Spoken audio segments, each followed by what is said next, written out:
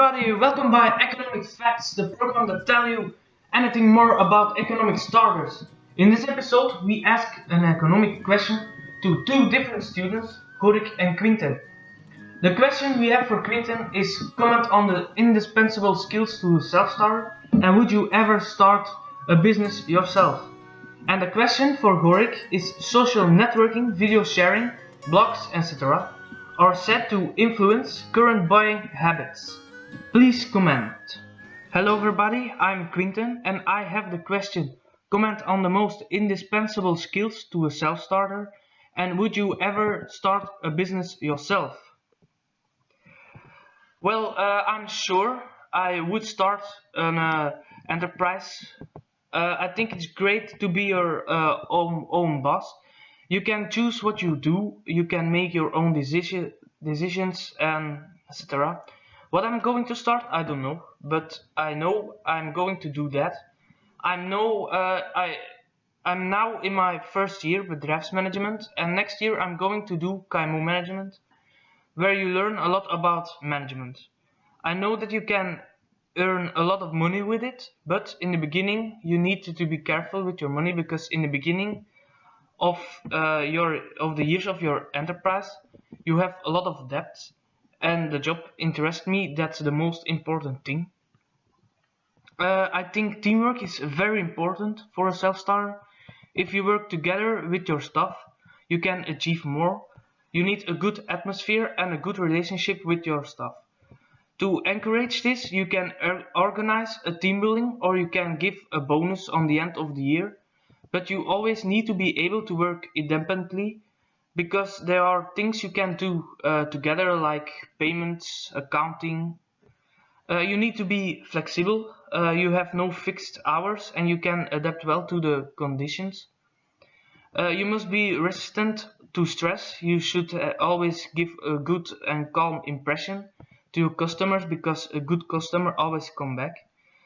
Also, an important thing is to have respect for your staff so they are happy and always do a good job.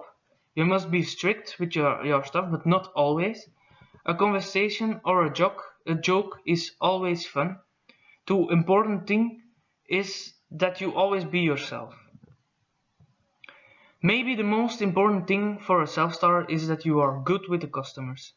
You need to give a very good service, sell them a product for a good price and with a good quality. But the first impression is also very important. Simply hello when the customer come in is very good and helps a lot. You need to be good in selling a product. For this there are a lot of tricks. An example is listening to the consumer and then you can see what he's looking for. You have to convince him. You can do that with a promotion or a gift or give him some guarantee or discount. To be a self-starter you need to have the knowledge of the profession. You have to know how to do payments, accounting. Yeah, you must know the rules of accounting, etc. You should like the job, otherwise you can't sustain it. And a final skill is planning. It's very important. Without a plan you are nothing. You need to see every day what you and your staff need to do because every day is different. On a plan you can see if you have a meeting or something else.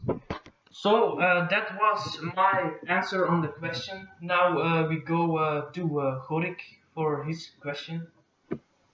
Does social media influence your buying habits? My opinion about this statement? Of course. Social networks like Facebook, Twitter, Instagram, and so on are one of the biggest factors in the world that influence the mind of people.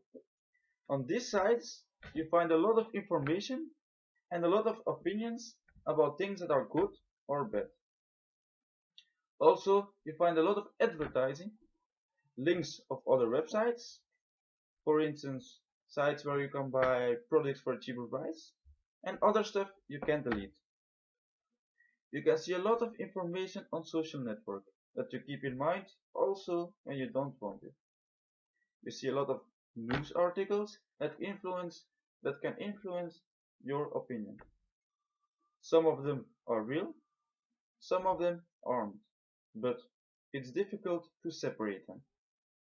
For instance, when you see an article on Facebook that cola light is very bad for your health because it contains a lot of sugar and it is carcinogenic, the reaction on this article, a lot of people doesn't want to drink cola light anymore, doesn't want to buy it anymore, and the sale of this product declines. Also, the advertising on social media, on YouTube clips, on video sharing, on blogs, etc. is plentiful present. Every time you look at one of these sites, you are overwhelmed by advertising. It is as bad as a TV commercial. On television, there are commercials that almost last longer than TV programs.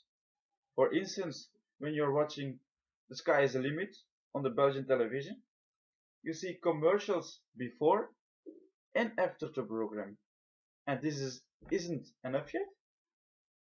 For the faithful fans of commercials, there are two more during the program. It's too much. If this continues at this rate, in a few years, there aren't programs left on television, but only commercials. But is social media bad? Not at all. Blogs, for instance, are very useful. If you want to read a good book, but you don't know any, you can search on blogs for good opinions about genres of books. Another example is when you go on vacation.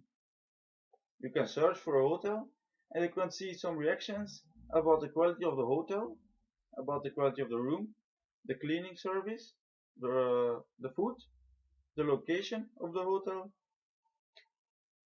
These are opinions that create you a better view and are good influences